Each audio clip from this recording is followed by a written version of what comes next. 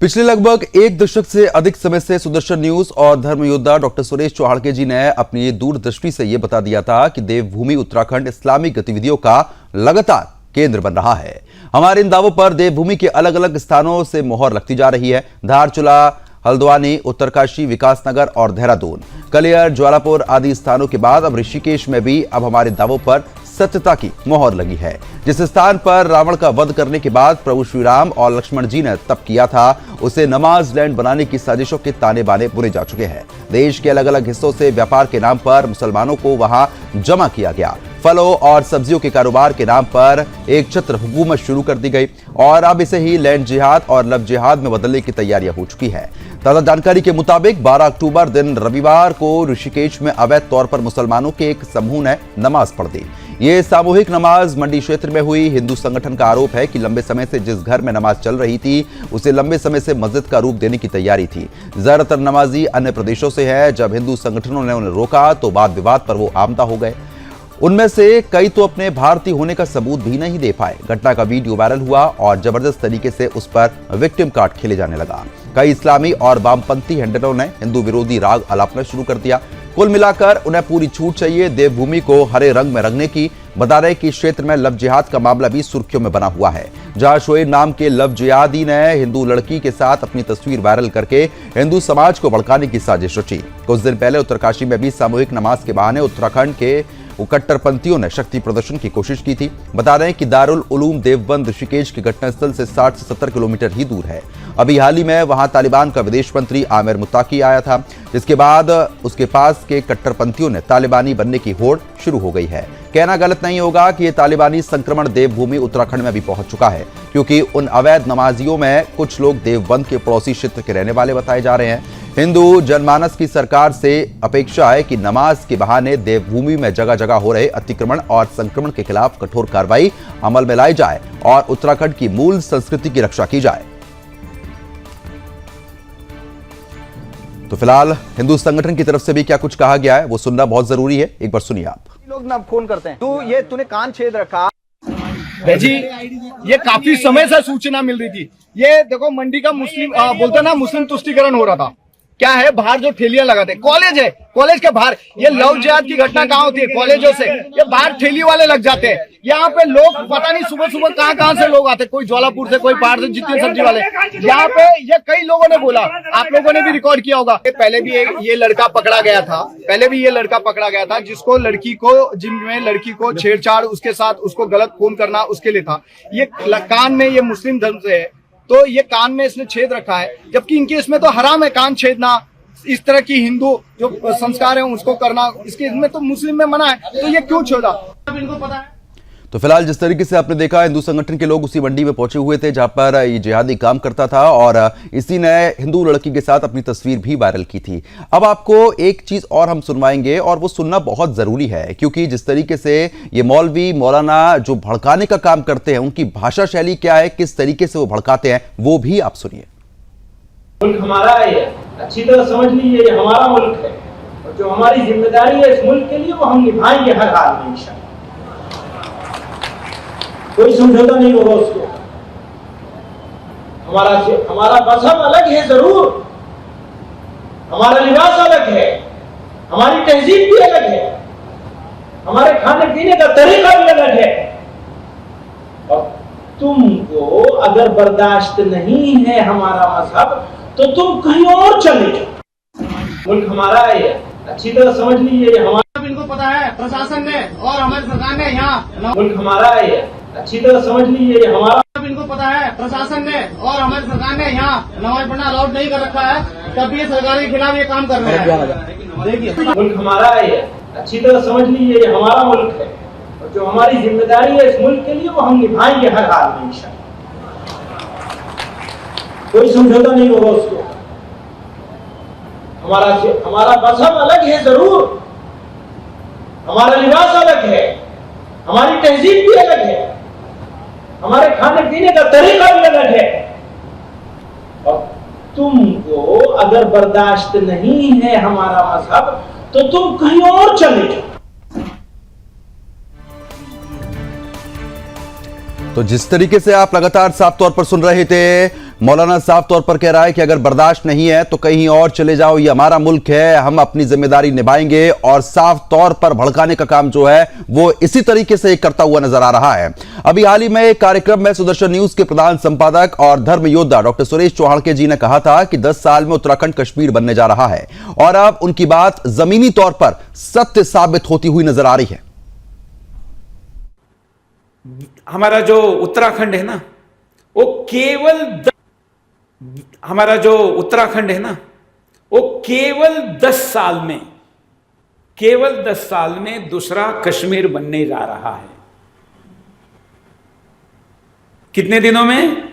सिर्फ 10 साल में। क्योंकि छोटे राज्यों की डेमोग्राफी चेंज करना बहुत आसान होता है, इन्होंने पहले वही किया, ऐसे ही राज्य पकड़े। हमारा जो उत्तराखंड है ना, वो केवल 10 साल में दूसरा कश्मीर बनने जा रहा है।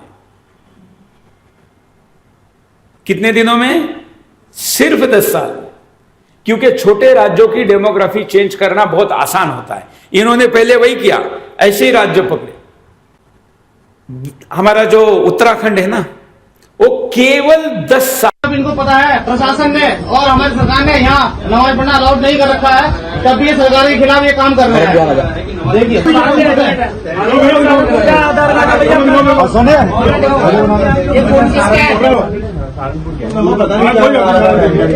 भाई की आईडी भी है, ये भी सहारनपुर से आ रखे हैं और जहाँ पे नमाज पढ़ा रहे हैं। तू एक बात बता ना, तुझे जब बोल रहे हैं, जब हिंदू ये तूने कान छेद रखा, दिखाओ ये कान छेदना इनके इसमें अलाउड है क्या? अरे रुको तो सही, आज से पहले भी तू गलत था, ऐसा मत कह भाई। एक मिनट अच्छा एक मिनट रुको। तुम्हारे पास सब्जी लेने कोई पहाड़ से मुसलमान आया, वो नमाज पढ़ेगा। और क्या है इससे, मैंने बोला ना, यही लोग ना फोन करते हैं। तूने कान छेद रखा, तुझे पास पहले भी आरोप लग गया और ये दूसरा भी दिखा रहा है। तू हिंदू दोस्त सिर्फ हिंदू महिलाएं बनाता है क्या?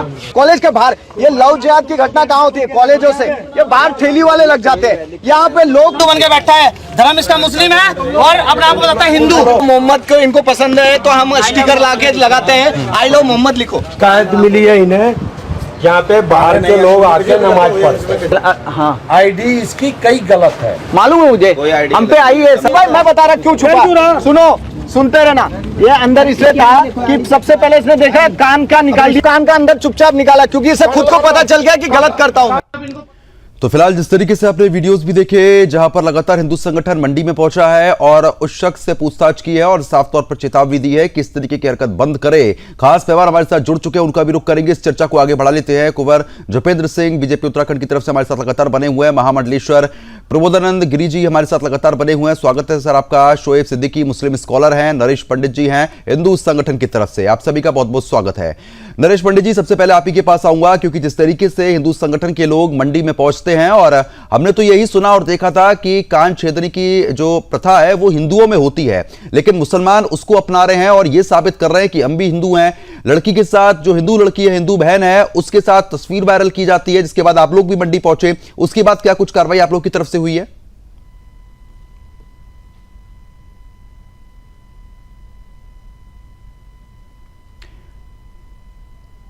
नरेश जी, आपकी आवाज नहीं पहुंच पा रही, एक बार माइक को अनम्यूट कीजिए आप। आवाज जी, आवाज आ रही है जी, सर? जी। ऐसा है विषय कि उत्तराखंड में जो भी सुरेश चौहाड़के जी ने बोला 10 साल में उत्तराखंड की डेमोक्रेसी या उत्तराखंड का मुस्लिम तुष्टीकरण हो जाएगा, ये सत्य है। क्या है, अभी कुछ दिन पहले केदारनाथ रोड पे एक लड़का मुनेश हाथ में कलावा बांध के भगवानों के तस्वीरें बेच रहा था। अभी कुछ दिन पहले एम्स के बाहर, ठीक गेट के बाहर, एक महिला नमाज पढ़ रही थी।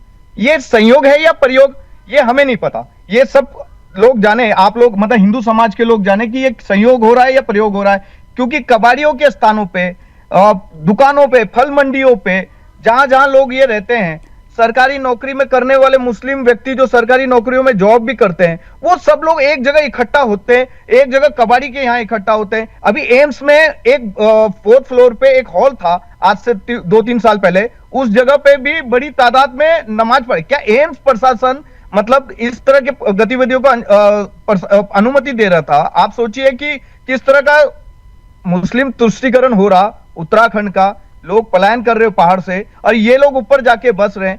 अभी एक देवबंद से अभी कुछ साल पहले एक आया था कि बद्रीनाथ नहीं है, बद्रुद्दीन है। तो ये क्या ऐसा वाक्य या ऐसा ये लोग सिगुफा इसलिए बार बार छोड़ते कि कल को जो इनके मौलवी ने जो बोला कि ये लोग हमारे मजहब को पसंद करते हैं, नहीं करते हैं तो ये लोग चले जाए। अरे भाई, ये उत्तराखंड है, ये देवभूमि है, ये हमारा स्थान है, ये हमारे देवताओं का स्थान है। यहाँ पे तुम लोग आए हैं व्यापार के लिए, व्यापार करो और जाओ। और यहाँ पे ये आप इस तरह का तुष्टीकरण करेंगे कि यहाँ पर बैठेंगे, षड्यंत्र करेंगे। पिछले कुछ समय से लव जिहाद बहुत बड़ी तादाद में बढ़ गया। यहाँ से जो सब्जियां ऊपर पहाड़ों पे जाती है 4 धाम के टाइम पे, तो उसमें बड़ी तादाद में सब्जियों की गाड़ियों के अंदर मुस्लिम विशेष समुदाय के मुस्लिम युवक भरे हुए रहते हैं, वो जाते हैं बड़ी तादाद में। यहाँ की जो सब्जियां जाती है 4 धाम में, जहां पे वैष्णव भोजन परोसा जाता है, उन सब्जियों की गाड़ी में मतलब मांस जाता है, मछलियां जाती हैं। इसकी कई बार हम गाड़ियों को पकड़ चुके हैं, बिल्कुल, कहीं ना कहीं हम पकड़ चुके हैं, कई शिकायत कर चुके हैं आप, लेकिन उसके बावजूद ये मामले रुक नहीं रहे हैं।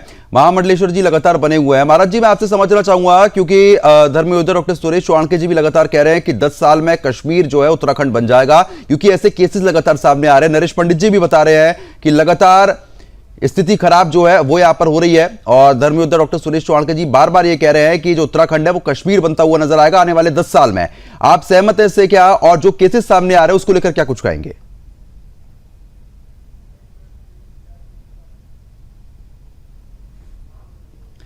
महाराज जी, आवाज पहुंच रही है? हाँ, क्या पूछना चाह रहे हैं बताओ। महाराज जी, जिस तरीके से धर्मयोद्धा डॉक्टर सुरेश चौहान जी ने कहा है कि आने वाले 10 साल में उत्तराखंड कश्मीर बन जाएगा, क्योंकि ऐसे केसेस लगातार सामने आ रहे हैं। हिंदू संगठन की तरफ से नरेश पंडित जी बने हुए हैं, वो कह रहे हैं कि ऐसे मामले रुकने का नाम नहीं ले रहे हैं। क्या कुछ आप कहना चाहेंगे? सुरेश राठौर जी ने तो कहा ही है, मैंने भी कहा है कि उत्तराखंड को कश्मीर बनाने की जिहादियों की योजना है, और ये जिहादी पूरी योजना से चले हुए हैं और पूरे उत्तराखंड देवभूमि को कश्मीर में बदलना चाहते हैं। और उस कश्मीर में बदलने के योजना के तहत ये सब काम है। लेकिन हम लोग जो है, हिंदू जो है, बयानवीर हो गए हैं। हम केवल बयान दे करके अपनी तीसरी समझ लेते हैं और कोई भी काम करना नहीं चाहते। हम इनको घरों में बैठाते हैं, हम इनको व्यापार इनके करवाते हैं खड़े होकर के, और अगर हम जैसा कोई विरोध करता है तो उनके साथ ये खड़े होते हैं। ये जो हिंदू जयचंद है, इस इन जयचंदों के कारण से उत्तराखंड देवभूमि में जिहादियों की संख्या बहुत ज्यादा बढ़ गई है, और ये बहुत ज्यादा खतरनाक है। और आपको ये बता दूं, अगर इसे रोका नहीं गया तो कश्मीर बनने में अब देर नहीं है। 10 साल तो बहुत दूर है, आगे 5 साल में ही कश्मीर बन सकता है। ठीक है। और ये आपके माध्यम से मैं कहूंगा, अगर हिंदुओं को समझ में आ जाए तो अभी हिंदुओं को बचाने की जरूरत है देवभूमि को। और ये सीधा इसका है, जिहादी देवभूमि से बाहर जाए और देवभूमि देवभूमियों के लिए रहे। जिहादी उत्तराखंड छोड़ो, जिहादी देवभूमि छोड़ो, और देवभूमि बचाओ, हिंदू बचाओ, हिंदुओं की रक्षा करो। ये हम सबका मिलकर कर्तव्य है। चलिए, ठीक है, मैं आता हूं महाराज जी आपके पास। कुंवर जपेंद्र सिंह जी लगातार बने हुए हैं। सर, मैं आपसे भी वही चीज समझना चाहूंगा कि स्थिति क्यों ऐसी बन रही है और लगातार इतनी शिकायतें आ रही हैं, और ये पीड़ा भी बहुत है, क्योंकि अब देखिए अब कान तक छिदने लग गए हैं। कान छेद के लड़की के साथ जो हिंदू बहन है उसके साथ तस्वीर वायरल की जा रही है। प्रद्युमन जी, हमारा आपसे निवेदन है कि जो हमारे साथ मुस्लिम स्कॉलर बैठे हैं, आप एक बार पहले हमसे पहले उन्हें मौका दे दीजिए ताकि हम चीजों को समझें, और उसके बाद शायद हमारा जवाब ज्यादा प्रभावी भी होगा और चीजों को समझने में आसानी भी हो। ठीक है, मैं उनसे सवाल ले लेता हूं। अब शोएब जी, आप बता दीजिए, अब हिंदू धर्म आपको इतना प्रिय हो चुका है कि कान तक छेदने की नौबत आ गई, कलावा हाथ पे बांध के आप लोग मार्केट में व्यापार कर रहे हैं। अगर इतना प्यार है तो आ जाइए हमारी तरफ, क्यों ऐसा कर रहे हैं आप लोग? देखिए शर्मा जी, सबसे तो पहले मैं कुंवर साहब का बहुत शुक्रगुजार हूँ कि उन्होंने बहुत दूरअंदेशी वाली बात कही। अब बिल्कुल हकीकत है, कभी किसी महफिल में बहुत जल्दी मत करिए, पहले सबको सुन लिए उसके बाद बोलिए तो बहुत अच्छा होता। मैं आपसे बात सीखा, मुझे बहुत बहुत शुक्रिया आपका। सर देखिए, हमारा नमाज की जो बात आई है, पहले नमाज को योजना, चूंकि नमाज का ही मामला चला था, डिबेट दूसरे ऊपर चली आ रही थी। देखिए सर, हमारे वहां शर्मा जी, नमाज किसी भी कीमत पर माफ नहीं है। नमाज को आपको हर कीमत पर पढ़ना है, और नमाज जो है हमारे नबी की आंखों की ठंडक है। लेकिन इसका मतलब ये नहीं है कि नबी की बताई हुई बातों को या नबी के बताए हुए रास्तों से हम भटक जाए। अगर मैं शर्मा जी के घर गया और मैंने उनकी बगैर इजाजत के उनके घर में नमाज पढ़ लिया तो सबसे पहले तो मेरी नमाज ही नहीं कबूल होगी।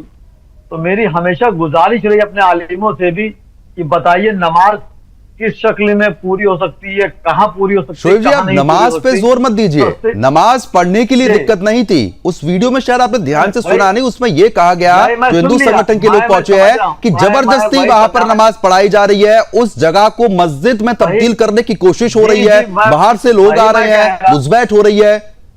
बात यह है शर्मा जी, वही बात मैं कह रहा हूँ, वो बात वही है जो कौन सा समझ रहे हैं कि अगर नबी, अब जैसे वहां मकान को मस्जिद बनाया जा रहा था तो क्या वक्त में जाके इस बात को कहा गया? वही मैं कह रहा हूँ, नबी ने हमें अच्छा पैगाम दिया, नहीं कहा गया। और फिर जब इस तरह माहौल चल रहा है तो आपने किस किस से इजाजत ली, आपने बाहर के लोग बुलाए, इस तरह की जो बातें हैं वो हमारे नबी ने इससे परहेज किया, इससे अलग हटे। इसलिए मैंने आपसे एक बारीकी बात बताई कि नमाज जो है हर जगह पाक नहीं पढ़ सकते हैं, पाक जमीन होनी चाहिए, जिसके जमीन उसकी इजाजत होनी चाहिए। अगर आप घर में मस्जिद बना रहे तो वक्फ में आप दर्ज कराइए, अगर आपको इजाजत मिल ली तब आप बताइए। अब आप उस पर आ जाइए कान छेदने की बात।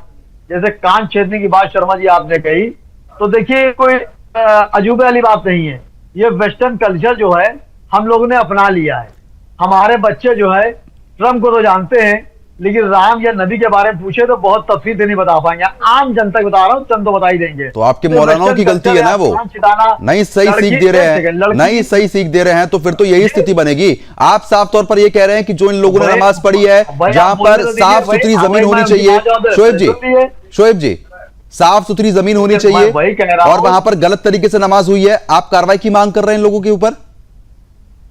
मुझसे पूछ रहे हैं आप? जी शर्मा जी, मुझसे कह रहे हैं आप? जी जी, मैंने आपसे वही बताया है ना कि नमाज कहीं भी अगर आप पढ़ेंगे पाक जमीन होनी चाहिए, जिसकी जमीन उसकी इजाजत होनी चाहिए, पहली बात। दूसरी मस्जिद वाली बात जो आ रही है, देखिए वहां जो आप बता रहे हैं घर को मस्जिद का रूप दे दीजिएगा, असल बात वो आई देखिए, ठीक है। तो वहां पर अगर आपने मस्जिद का रूप दे रहे हैं आप घर को, तो क्या आपने वक्फ बोर्ड में दर्ज कराई? कुछ कमियां होती हैं, जैसे लोग कहते नहीं, कुछ तो होते हैं मोहब्बत पे जुनून के आसार, और कुछ लोग भी दीवाना बना देते हैं। नहीं तो मोहब्बत में ताजमहल पे भी नमाज पढ़ देते हैं, सड़कों पे भी नमाज पढ़ देते हैं, फिर उसको सही क्यों ठहराते हैं आप लोग? देखिए फिर आप वही कह रहे हैं, मैंने बताया ना बात आपसे। देखिए जब से यहाँ पे मामले चल रहे हैं कई सालों से, मैंने हमेशा मॉल में नमाज पढ़ी गई, मैंने उसके अगेंस्ट बात करी। ठीक है, बहुत अच्छी बात है। अगर आप इसका विरोध कर रहे हैं तो ठीक है, आप कार्रवाई की मांग कर रहे हैं ना, ठीक है। वेस्टर्न कल्चर जो है वो आप लोगों ने अपना लिया है, आप ये खुद अपने मुंह से मान रहे हैं, ठीक है। जपेंद्र जी, अब आप बता दीजिए, क्योंकि देखिए जिस तरीके से सर लगातार ऐसे मामले सामने आ रहे हैं, आपने पूरी बात विस्तार से सुनी है, ये केसेस लगातार बढ़ रहे हैं। प्रदुमन जी, सबसे पहले तो सुदर्शन न्यूज का बहुत बहुत धन्यवाद, जो इतने संवेदनशील और इम्पोर्टेंट मुद्दों को लेकर निरंतर जनता में जागरूकता बनाए। बहुत धन्यवाद सर। निश्चित तौर पर उसके लिए चैनल धन्यवाद का पात्र है। और दूसरी तरफ आज जो इस्लाम का रूप मुल्ला और मौलवी और कट्टरता की भेंट चढ़ा दिया गया है जबरदस्ती, वो कहीं ना कहीं बहुत बड़ा इस देश का अहित कर रहा है। ये हम में से किसी से नहीं छुपा कि साक्षरता की कमी, कट्टरता की अधिकता और मुल्ला और मौलवियों का गजवाए हिंद का इस्लाम के नाम पर ये जो तुष्टीकरण है, उसमें आज जो बुद्धिजीवी वर्ग है मुस्लिम समाज में, उन्हें तो पता है कि हिंदुस्तान के अंदर रहने वाला प्रत्येक मुस्लिम हिंदू धर्म से ही कन्वर्ट होकर मुस्लिम बना। उस समय के दौर के अनुसार, चाहे वो जान का डर था, दबाव था, कुछ भी था, लेकिन बुद्धिजीवी वर्ग ये समझता है, जानता है। हम कई जगह हम मुस्लिम राजपूतों की वीडियो देखते हैं, बाकी चीजें देखते हैं, वो मानते हैं कि हम हिंदू धर्म से कन्वर्ट हुए हैं। आज से 9 पीढ़ी, 10 पीढ़ी, 11 पीढ़ी पहले हम सब हिंदू थे, लेकिन आज हम इस्लाम में आ गए हैं, तो उनसे कोई समस्या नहीं है। लेकिन एक जो नई पीढ़ी जो मुल्ला मौलवियों और कट्टरता के इस्लाम के पीछे चल पड़ी है और इस्लाम के नाम पर जिस तरह से ये सब लव जिहाद, लैंड जिहाद और इस तरह की हरकतें, तो क्यों नहीं वो मुस्लिम बच्चों को ये मुल्ला मौलवी ये शिक्षा देते कि भाई हम मुस्लिम समाज से ताल्लुक रखते हैं, आज हमने अगर मुस्लिम धर्म अपना लिया है तो हिंदू समाज की बहू बेटियों से हमें दूरी बना के रखनी चाहिए। वो हमारे धर्म के अनुसार हमें हमारा इस्लाम इजाजत नहीं देता और किसी की भी धार्मिक भावनाओं को और उनकी इज्जत और सम्मान को ठेस पहुंचाना किसी भी धर्म में नहीं है। ये इस तरह की शिक्षा देते हुए तो मुस्लिम समाज में मुल्ला मौलवी नहीं नजर आते। ऋषिकेश भी अब लगातार जिहादियों का एपिक सेंटर बनता यहां पर नजर आ रहा है। अब आपको वो तस्वीरें भी हम दिखाएंगे। लगभग 1 साल पहले जिस तरीके से ऋषिकेश में हर जगह मजारें बना दी गई थी, खास बात तो यह भी निकलकर सामने आई थी इस मामले में कि हिंदुओं के घर पर तक मजारें यहां पर बना दी गई थी जो कि अवैध थी, जिसके बाद हिंदू संगठन के लोगों ने परमिशन लेके उन मजारों को तोड़ा भी था। यह साफ तौर पर आप देख सकते हैं, इन तस्वीरों को आप देख के समझिए कि क्या स्थिति इस समय ऋषिकेश में बना दी गई है। धर्म योद्धा डॉक्टर सुरेश चौहान जी ने भी इस बात का जिक्र किया और कहा कि आने वाले 10 साल में उत्तराखंड कश्मीर बन जाएगा, क्योंकि जिस तरीके से लैंड जिहाद यहां पर लगातार हो रहा है और अवैध तौर पर मजारें यहां पर बनाई जा रही हैं, इसकी ये तस्वीर आप देख सकते हैं। खास मेहमान लगातार हमारे साथ बने हुए हैं, उनका भी रुख कर लेते हैं। जपेंद्र जी, जिस तरीके से ब्रेक पर जाने से पहले आपने विस्तार से तमाम जानकारी दी, लेकिन हमने अब वो भी विजुअल दिखाया है जहां पर अवैध तौर पर ऋषिकेश में ही मजारें बना दी गई थी, उनको हिंदू संगठन ने परमिशन लेके तोड़ा भी था। आपको क्या कुछ लग रहा है कि अब ऋषिकेश कितने खतरे में आ चुका है और खास तौर पर उत्तराखंड कितने खतरे में है इस मामले को लेकर? सवाल ऋषिकेश के साथ साथ पूरे उत्तराखंड का है। बिल्कुल। जिस दिन से उत्तराखंड का निर्माण हुआ 2000 से पहले यहाँ मज़ारें नहीं थी, इस तरह की एक्टिविटीज नहीं थी, इस तरह का कोई इशू ही नहीं था। हमारे पर्वतीय जनपदों में जो बरसों से मुस्लिम परिवार बसे हुए थे, गांव के गांव बसे हुए थे, उनके रीति रिवाज, रहन सहन सब उत्तराखंड के कल्चर से मेल खाते थे, कहीं कोई दिक्कत नहीं थी। अभी जैसे शोएब जी ने नमाज के ऊपर बात करी तो बड़ी बेबाकी से बात करी, लेकिन शोएब जी जैसे एजुकेटेड लोग अगर स्क्रीन पर सच बोलते हैं और अपने भटके हुए मुल्ला मौलवियों और उन युवाओं को कोई संदेश देने का काम करते हैं, तो इस बात की क्या गारंटी है कि ये अपने ही समाज के कट्टरता से भरे हुए मुल्ला मौलवियों के निशाने पर नहीं आते? निश्चित तौर पे आते होंगे। आज हमें शोएब जी जैसे लोगों की भी आवश्यकता है जो कम से कम ये मुस्लिम समाज में जागरूकता फैलाएं कि भाई हम भारतीय मुस्लिम हैं, हम कन्वर्टेड मुस्लिम। या देश के अंदर ये जागरूकता लाने की आवश्यकता है। ठीक है, आपने मुस्लिम धर्म उस वक्त की जो भी उस समय का जो कार्यकाल था या जो जैसे वहां सिनेरियो था, जो डर का माहौल था, तलवार के जोर पर आक्रमणकारी इस्लाम का प्रचार कर रहे थे, आप बन गए मुस्लिम, ठीक है, कोई बात नहीं, लेकिन आप भारतीय मुस्लिम हैं। और जब तक भारतीय मुस्लिम होने का सच्चा सबूत मुल्ला मौलवी नहीं देंगे, अपनी एजुकेशन में, अपने भाषणों में, अपने प्रचार प्रसार में इस चीज को शामिल नहीं करा जाएगा, तब तक ये निश्चित तौर पर यह समझा जाए कि कहीं ना कहीं हिंदुस्तान का मुस्लिम और मुल्ला मौलवी जो कट्टर इस्लाम के नाम पर काम कर रहे हैं, तो वो कहीं ना कहीं विदेशी ताकतों के हाथ में और हमारे सनातन के ऊपर प्रहार करने की दृष्टि से काम कर रहे हैं। और अगर ऐसा नहीं है तो निश्चित तौर पर इन्हीं मुल्ला मौलवियों को जो ये भड़काऊ भाषण देते हैं, अपने युवाओं को भटका रहे हैं, बिल्कुल कहीं ना कहीं उस तरीके की चीजें बंद होनी चाहिए। आप बिल्कुल ठीक कह रहे हैं सर। नरेश पंडित जी लगातार बने हुए हैं। नरेश जी, क्योंकि देखिए जिस तरीके से हम विजुअल भी दिखा रहे हैं कि लगभग 1 साल पहले का पूरा मामला है, अवैध मजारें यहां पर बना दी गई थी, उस पर एक बार आप जरूर रोशनी डालिए और विस्तार से बताइए पूरा मामला आखिरकार था क्या उस समय का।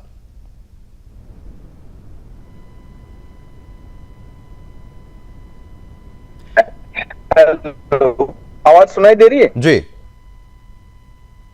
हेलो जी नरेश जी, आ रही है आवाज। तो विषय ऐसा था कि ऋषिकेश ही नहीं, उत्तराखंड की जगह जगह पे ये जो वन विभाग की जमीनें हैं पहाड़ों पे, इन्होंने छोटे छोटे से जो है लोगों को भ्रमित करके, लोगों को किसी को जिन के नाम पे, किसी को कि तुम्हारा परिवार का सारा ठीक हो जाएगा, तुम बीमार रहते हो सब ठीक हो जाएगा, तुम बस एक अपने पीर का मदरसा मतलब एक मजार टाइप की बना दो अपने घर पे, उनको धूप बत्ती दो, उनको हरी चादर चढ़ाओ। इस तरह से बोल बोल के आज सैकड़ों तो सिर्फ ऋषिकेश में बन गए थे मजारे, और वही पहाड़ों पे बन गए थे। वर्तमान में स्थिति जो में ली उत्तराखंड सरकार ने, और उसको जो है पूरा तोड़ने का कार्य इन लोगों ने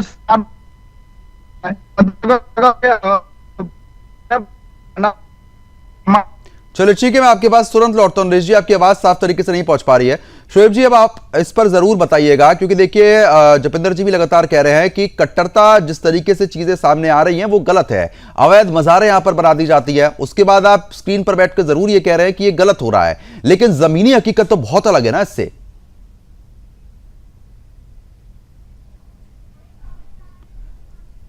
शोएब जी, आवाज नहीं पहुंच पा रही है।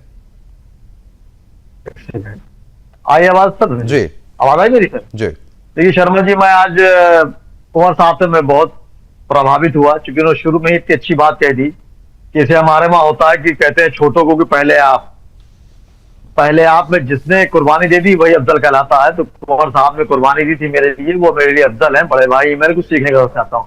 देखिए होता कटत्ता जो है किसी भी मजहब में हो वो बेहतर नहीं है। अभी जैसे आपने कहा कि कुछ मज़ारें जो थी जो नाजायज बनी हुई थी उनको तोड़ दिया गया, इसमें कोई बुराई नहीं है, जाहिर सी बात शासन को लगा तो तोड़ दिया। लेकिन मेरी ये कहने की गुजारिश ये है कि कहीं ना कहीं शर्मा जी आप देखिए, कुंवर साहब आपसे भी गुजारिश है, चूंकि आपकी हुकूमत वहां पर है, कि आखिर मज़ार एक दिन तो बंद गई होगी, तो कहीं ना कहीं जब मज़ारें बंद रही होती हैं तो कहीं ना कहीं पर सिस्टम जो होता है वो ढीला होता है, रवैया ढीले होते हैं, ये सब चीजें मज़ार बनने में कितना समय लगता है? आने के बाद जब मामला चंद गज की जमीन होती है। आप होता क्या शर्मा जी, क्या आप मेरी बात काट देते हैं? चलिए ठीक है, आप पूरी कर लीजिए बात अपनी। ठीक है, आप होता क्या, देखिए एक चराग और 100 चराग जलते हैं। चलिए ठीक है, पूरी कीजिए ना बात। चैलेंज के साथ कह रहा हूँ, शोएब सिद्दीकी आप चैलेंज बोल रहे हैं, मैं अकेला ही चला था जानिबे मंजिल, मगर लोग साथ आते गए, कारवा बनता किया। मैं आपके नेशनल चैनल से कह रहा हूं कि मुल्क संविधान से चलेगा, संविधान के खिलाफ जो भी जाएगा कोई भी समुदाय को बख्शा नहीं जाएगा। मैं आपसे चैनल के साथ कह रहा हूं। और नमाज की जहां तक बात है, मज़ार की जहां तक बात है, हमारे नबी ने फरमा दिया है कि कहां पे जायज है, क्या चीज जायज है। अगर उसके अलग हट के शोएब सिद्दीकी जाते हैं तो बेकार है, दिखावा है दुनिया में।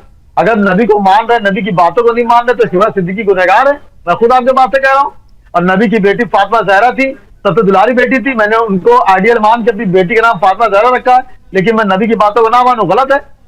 कुंवर साहब जी उनकी मुझे चंद बातें बहुत अच्छी लगी, मैं खुद चैनल से आपसे कह रहा हूँ कि मेरा कहने का मतलब ये है सर कि यहाँ पर जो मुल्क में जो मामले चल रहे हैं उसको देखते हुए प्रशासन को इस सही ढील नहीं देनी चाहिए थी। मज़ार बंदी थी, कैसे बंदी, मैं आपको वही तो कह रहा हूं, एक दिन में मज़ार बन जाती है, कोई ज्यादा समय नहीं लगता है उसमें। कौन हाथ है? लेकिन शोएब जी आप ये बताइए ना, आप ये कह रहे हैं कि ये गलत है, ठीक है, हमने आपकी बात मानी कि आप ये कह रहे हैं कि गलत है, लेकिन आप ही के लोग वहां पर जो मज़ारें बनाई है, नमाज तो वही पढ़ रहे हैं ना, धूप बत्ती तो वही दे रहे हैं ना। एक तरफ तो आप ये कह रहे हैं कि भाई गलत है, दूसरी तरफ आप ही के लोग वहां पर इस तरीके से चीजें कर रहे हैं, आप बताइए ना इस पर। भाई देखिए उन्होंने जो मस्जिद को रूप, घर को रूप मस्जिद कर दिया, तो आपके लोग वहां पे गए, उन्होंने उसको रोका, उसके बाद शासन हरकत में आया। अब शासन ये पता करेगा कि आखिर इन्होंने किसी के कहने पे करा या अपनी मर्जी से किया। वक्त बोल, देखिए ऐसा नहीं है, कोई भी मजहब किसी के धर्म को नहीं हो सकता। इस मुल्क के संविधान ने हर मजहब के लोगों को राइट दिया अपनी बात कहने का, लेकिन राइट के तरीके अपने होते हैं। ठीक है कि मैं इधर अच्छे बना रहा हूँ, शर्मा जी को उधर 9 लग रहा है, आप भी अपने सही है, हम भी अपने सही है। चलिए ठीक है, जपिंदर जी कुछ कहना चाह रहे हैं, ठीक है जपिंदर जी बात कीजिए। देखिए समस्या यहाँ है कि आज अगर देश का मुस्लिम वर्ग और मुस्लिम युवा शोएब जी की तरह सोचे तो निश्चित तौर पर उसे इस बात का एहसास होगा कि मुझे सनातन का भी सम्मान करना है और अपने धर्म का भी पालन करना है। लेकिन दुख इस बात का है कि आज का जो मुस्लिम वर्ग है, मुस्लिम युवा है, वो मुल्ला मौलवियों की कट्टरता की भेंट चढ़ चुका है और उससे निपटने के लिए सख्त कानून और जहां आवश्यक हो वहां कड़ाई की आवश्यकता है, जो उत्तराखंड में उत्तराखंड की सरकार ने करके दिखाया है। जिस तरह इस तरह की जो भी जितनी भी एक्टिविटीज थी, जो इस तरह का तुष्टीकरण की राजनीति करने वाले दलों की वजह से आज हम इस स्थिति में पहुंचे हैं। और इस कट्टरता की वजह से जो हम भ्रमित इस्लाम की बात कर रहे हैं, जो मुल्ला मौलवियों की कट्टरता की वजह से कहीं थूक जिहाद, कहीं लैंड जिहाद, कहीं लव जिहाद, इस तरह की जो घटनाएं हो रही थी, उसके ऊपर उत्तराखंड देश का पहला ऐसा राज्य बना है जहां बहुत सख्त कानून बने हैं। और अब जितने सख्त कानून बने हैं उतनी ही सख्ती से उनका पालन कराए जाने की दृष्टि से सरकार एक कदम आगे बढ़ रही है। शासन प्रशासन पूरी तरह से उसमें अपने निर्णय लेने में स्वतंत्र है। तो निश्चित तौर पर ऐसा ही अनुसरण उत्तराखंड के साथ साथ अन्य राज्य भी करेंगे। और मुस्लिम समाज के अंदर कट्टरता की इस जो एक मुहिम शुरू की है मुल्ला मौलवियों ने, निश्चित तौर पर उनके ऊपर नजर बनाए रखने की आवश्यकता है। और ये परिवर्तन तभी आएगा जब जागरूकता भी आएगी। ठीक है, जागरूकता जरूरी है, लेकिन ग्राउंड जीरो पर सर वो हकीकत नजर नहीं आती है। ठीक है, मैं आपके पास तुरंत लौटता हूं सर।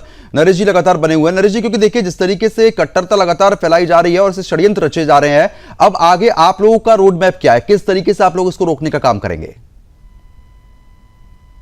जी शर्मा जी, मैं कुछ बात बोलना चाहता हूं जी। देखिए, ये जो शोएब सिद्दीकी जी जो बोल रहे हैं, ये शायद मेरे को लगता है कि ये डिफेंड कर रहे हैं सिर्फ मीडिया चैनल के आगे।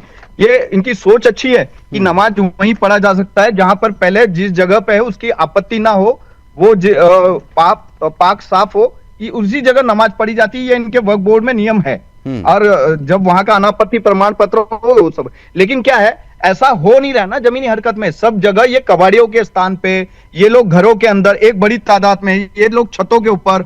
आप बोलिए, अभी कुछ दिन पहले एम्स के गेट पे एक महिला गेट पे नमाज सड़क पे पढ़ रही, ये क्या है? ये क्या दर्शाता? मतलब तो ट्रेन के अंदर भी पढ़ी जाती है। फिर उसके बाद क्या है, ये आप समझना, ये बोल रहे हैं कि हमारे मुस्लिम युवकों ने पाश्चात्य संस्कृति को अपना लिया है। आप इनको बोलिए ना, अभी केदारनाथ में एक लड़का परसों ही पकड़ा है, वो लड़का हाथ में कलावा कौन सी पाश्चात्य संस्कृति? वो तो हिंदू संस्कृति है। कलावा तो पाश्चात्य संस्कृति है। क्या है, ये लोग सिर्फ टीवी पे डिफेंड कर सकते हैं, लेकिन क्या ये लोग अपने मस्जिदों के अंदर बोले ना एक बार कि भाई आओ, हिंदू संगठनों के लोगों को या समाज के लोगों को भी मस्जिद में निमंत्रण देना। कोई बैठक करनी है, लोगों को जनप्रतिनिधि बनाना है, या शांति दूत एक कमेटी बना।